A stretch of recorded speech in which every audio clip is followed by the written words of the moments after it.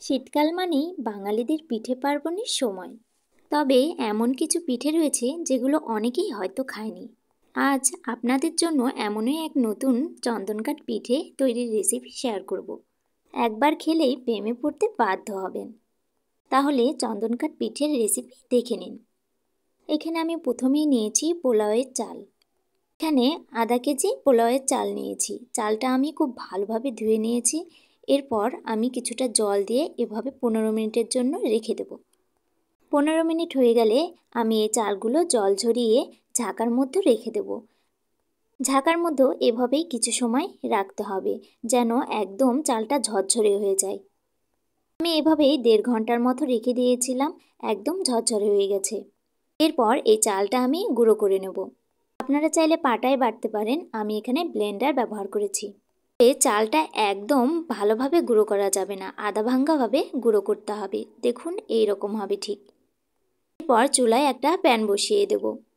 এরপর এখানে দিয়ে দিচ্ছি একটা গোটা নারকেল কোড়া, আর দিয়ে দিচ্ছি গুঁড়ো করে রাখা চালের গুঁড়ো। আর এখানে আমার 1 কেজির মতো দুধ লেগেছে। আমি এখানে দুধটা খুব ভালোভাবে জাল করে নিয়েছিলাম আগে থেকে, এর মধ্যে আমি দিয়ে দিচ্ছি। চুলার জালটা এখনই দেওয়া যাবে না, এভাবে খুব ভালোভাবে আগে মাখিয়ে নিতে হবে। মাখানো হয়ে গেলে আমি চুলাটা জ্বালিয়ে দেব। এরপর এই মিশ্রণটি অনবরত নাড়তে হবে আস্তে জালে। এই মিশ্রণটি কিন্তু খুব ভালোভাবে নাড়তে হবে, নয়তো কিন্তু দলা পেকে যাবে।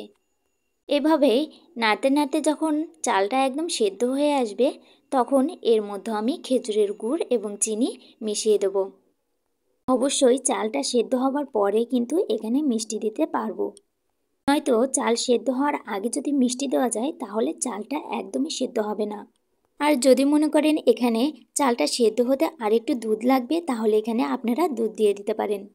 এরপর পরিমাণ মতো মিষ্টি দিয়ে খুব ভালোভাবে এভাবে অনবরত নাড়তে হবে।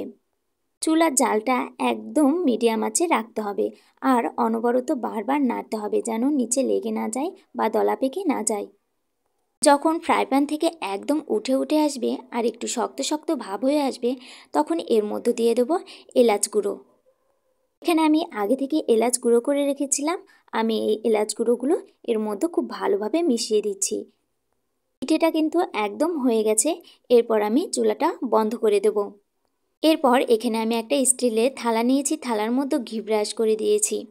এরপর হাতে একটু ঘি মাখিয়ে নিয়ে এভাবেই থালার উপর বসিয়ে দেব। যখন একদম ঠান্ডা হয়ে যাবে তখন পিস পিস করে কেটে নিলেই তৈরি মজাদার চন্দনকাঠ পিঠে রেসিপি। কখনো কি এই পিঠা খেয়েছেন? যদি না খেয়ে থাকেন তাহলে ঝটপট শীতের বিকালে তৈরি করুন বিশেষ এই চন্দনকাঠ পিঠা রেসিপি।